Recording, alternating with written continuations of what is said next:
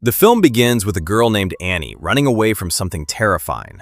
We never see what is chasing her, but from the fear on her face, it is clear that she is running for her life. She quickly gets into a car and drives away, constantly looking back to check whether that unknown thing is still following her. As evening slowly turns into night, Annie reaches a lonely beach and sits there in complete fear. She is crying badly, as if she already knows that death is near. With trembling hands, she calls her parents and says, "Mom, Dad, I love you so much. If I have ever hurt you, please forgive me." In the next scene, Annie is found dead on the same beach. Her body clearly shows that this was not an accident, and she did not take her own life. Someone, or something, has brutally murdered her. After this, the story shifts to Jay and her friends. Everyone is excited because Jay is going to meet a boy for the first time. Jay expects this meeting to be normal and romantic, but the boy behaves very strangely. While sitting with her, he suddenly asks, "Can you see that girl standing behind you staring at me?" Jay turns around and looks outside, but there is no one there. This makes her believe that the boy might be mentally unstable. Without explaining anything, the boy suddenly takes Jay out of the movie theater and leaves the place. Jay keeps asking him what is wrong. She asks whether he is avoiding someone or hiding something, but he refuses to answer properly. Even after all this strange behavior, Jay meets him again because he insists on seeing her. This time, they go to the beach. The boy speaks with Jay for a long time, slowly gains her trust, and then gets close to her inside the car. But soon after that, the situation takes a horrifying turn. In the next scene, Jay wakes up tied to a chair inside an abandoned building. She is shocked and terrified when she realizes that the person who kidnapped her is the same boy she trusted. Jay starts crying and begs him to let her go. She asks whether he wants money and says he can take anything he wants, but he must leave her alone. But the boy tells her that he does not want money. He says he kidnapped her only because he needed to warn her. He explains that if he had told her the truth normally, she would never have believed him. Then he reveals something horrifying. For several days, he has been seeing a strange entity following him everywhere. It appears in different forms, scares him, and tries to kill him. According to him, this entity is actually a curse. He received it after getting close to an unknown girl. And now, by getting close to Jay, he has passed the same curse on to her. From now on, the entity will follow Jay instead of him. It will keep coming for her, and it will not stop until it kills her. But if Jay dies, the curse will return to him again.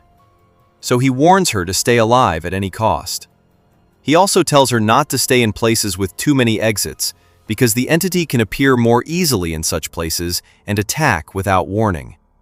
If Jay wants to escape from the curse, she must pass it on to someone else, just like he did. At first, Jay thinks everything he says is some kind of sick joke.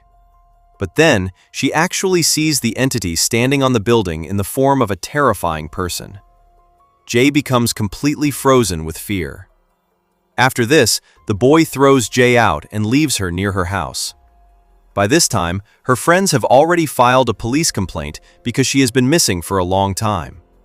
When Jay finally returns in such a broken condition, everyone becomes deeply worried. The police investigate the case, and Jay tells them everything about the boy who kidnapped her. But when they begin searching for him, they cannot find anyone with the name Jay gave them. Through the CCTV footage, the police finally managed to see the boy's face. That is when they discover that the name he gave Jay was fake. He had met her using a false identity, most likely so she could never find him again. Several days pass after this. During that time, Jay stays close to her friends, but she does not see the entity anywhere. Slowly, she tries to return to her normal routine and continues going to college. One day, while everyone in class is focused on the lecture, Jay notices something outside the college window. An old woman is slowly walking toward her. The moment Jay sees her, fear takes over her body, because she realizes this is the same entity. Terrified, Jay immediately runs to her friends and tells them everything. Her friend tries to believe her, but Paul still finds it hard to accept. Still, because Jay is badly shaken, they decide not to take any risks. So Paul agrees to stay at Jay's house that night. For a while, everything seems normal. But late at night, they suddenly hear strange rattling noises inside the house, as if someone has entered. Paul goes to check, while Jay stays in the lounge. That is when Jay sees a wet girl slowly walking toward her from a distance. Jay immediately understands that this is the same entity again. This time, it has appeared in the form of a beautiful girl, but the way it walks is still deeply terrifying. Jay screams in fear and runs upstairs. Her steps become unsteady, and she drops things while trying to escape. Hearing her screams, Paul and Jay's sister rush to her room. But when they enter, they cannot see anyone. Jay keeps screaming because the entity has changed its form again. Now it appears behind them as a very tall man, silently moving closer to her. Completely terrified, Jay jumps out of her room window, grabs her bicycle, and escapes from the house to save her life. After running away, Jay reaches a park and sits there, lost in fear and confusion. Now she finally understands that everything the boy told her was true. The curse is real, and the entity is truly following her. While she is sitting there, she suddenly feels someone behind her. Frightened, she turns around, but it is only her friends and her sister. They have come looking for her. Jay quickly goes to them and tries to explain everything again. Paul and the others, who did not fully believe her before, are now forced to take her seriously after seeing how terrified she is. While Jay is explaining the situation, she suddenly freezes again. She sees someone approaching and thinks the entity has returned in the form of a boy. But this time, everyone else can see him too. This means he is not the entity. He is actually Jay's neighbor and classmate. He has been noticing Jay's strange and frightened behavior at college and near her house for some time. So he asks them what is wrong and whether he can help. Jay and her friends tell him everything. After hearing the full story, the boy suggests that they must find the person who started all this. So they decide to go to the house of the boy who passed the curse to Jay. When they reach his house, they discover that he has already left long ago. They search the place and find a photo of him, which gives them information about his school. Using that clue, they go to the school, collect more details, and finally manage to track him down. They desperately want to know the truth about the entity and the curse. This time, the boy sits with them and cooperates. He tells them that everything began when he met a girl, and after that, the curse entered his life. The boy explains that he had lived in fear of this entity for a long time. It destroyed his peace, ruined his life, and even made him lose his job. At first, he decided that he would never harm anyone else by passing the curse to them. But one day, his fear became stronger than his guilt. He felt forced to save himself, and that was when he met Jay while making his plan. He tells them that if Jay wants to escape, she must also pass the curse to someone else. Everyone becomes silent after hearing this. They do not know what to do anymore, so they quietly return home. Later, to make Jay feel better, her friends take her to the beach. Sitting together, they discuss whether they should involve the police or even a shaman to find a solution. While they are still talking, Jay suddenly sees the entity again. This time, it appears in the same beautiful girl form she saw earlier. Before Jay can react, the entity grabs her by the hair. Jay's friends cannot see the entity, but they can clearly see Jay's hair being pulled upward. Paul realizes that if the entity's hand is holding Jay from that height, then it must be standing very close to them. So even though Paul cannot see it, he guesses its position, picks up a chair, and swings it toward the entity to save Jay. This makes the entity furious. It grabs a ball nearby and throws it into the water, terrifying everyone. Because of that distraction, the entity lets go of Jay for a moment. Jay and her friends immediately run into a room and lock themselves inside. But soon, someone starts breaking down the door. When they look outside, they see their neighbor standing there. He keeps saying that no one is outside. But before they can understand what is happening, the same figure changes into a small child, revealing that it is also the entity. The childlike entity suddenly charges toward them. To escape, they open the door and run out of the room. Jay is the most terrified, so she quickly gets into the car and starts driving away. The others run behind her and try to stop her, but Jay is too frightened to listen. Meanwhile, the entity slowly continues following them. This reveals one of its weaknesses. It cannot move fast, which is why it always reaches its prey slowly. Jay keeps driving in panic while her friends try to stop her. But her mental state is completely broken and she cannot focus on the road. Because of this, her car nearly crashes into another vehicle. At the last second, Jay swerves to avoid it, but her car loses control and crashes into a field.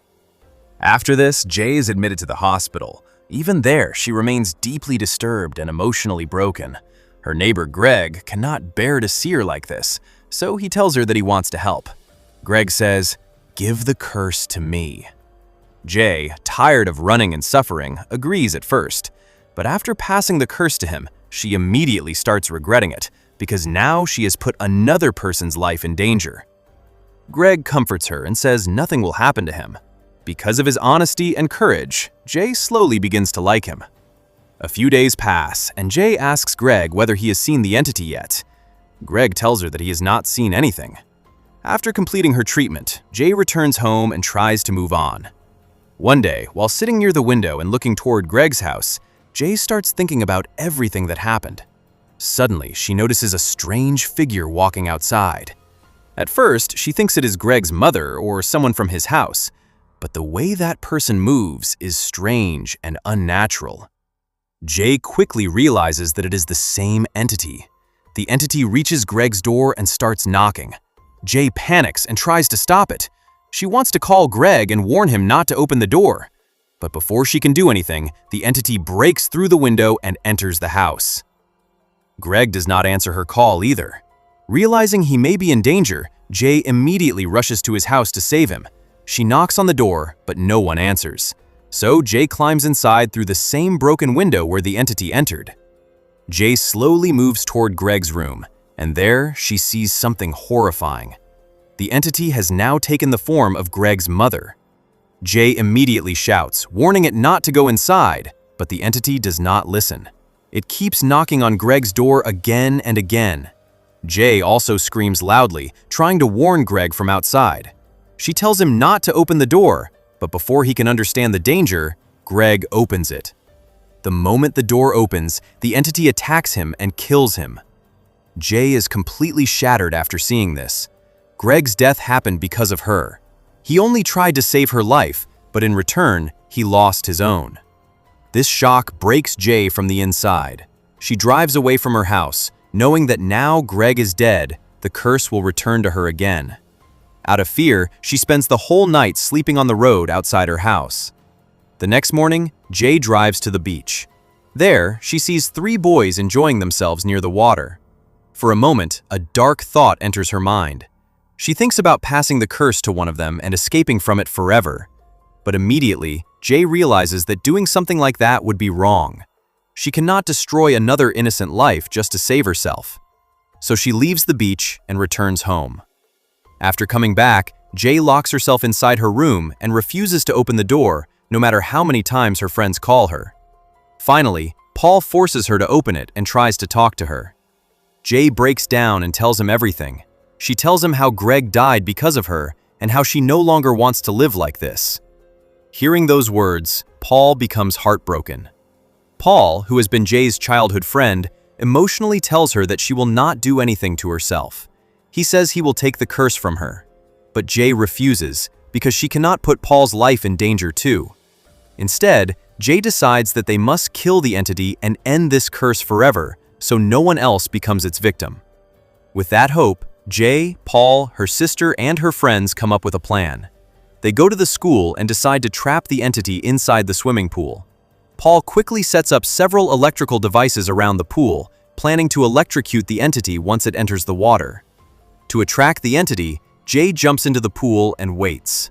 Within moments, the entity appears in the form of a man. But since this creature is not human, it seems to understand their plan easily. The entity starts picking up the electrical devices and throwing them into the water before they can use them against it.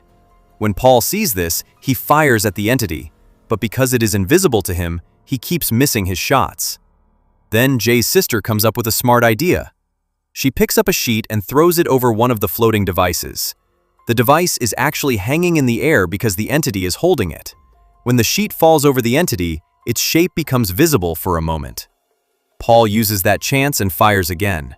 This time, the bullet hits the entity and it falls into the swimming pool. For a moment, they think it is over. But the entity is still alive. Under the water, it grabs Jay's leg and tries to pull her down. Jay screams desperately while trying to climb out of the pool. To save her, Paul fires into the water again and again. Finally, the entity lets go of Jay's leg, and Jay manages to come out of the pool. Soon, the water turns completely red. Seeing this, everyone believes that the entity has finally been killed. A few days later, Paul stays close to Jay because she is still living in fear. Since Paul has now taken the curse from Jay, even if the entity is not dead, it should come after him instead of her. But for several days, Paul remains safe, and nothing happens to him. This gives them hope that maybe the entity is truly gone. However, in the final scene, Jay and Paul are walking together when a mysterious shadow appears behind them. This leaves the movie with one final question. Is the entity really dead, or is it still following them? With this mystery, the movie ends.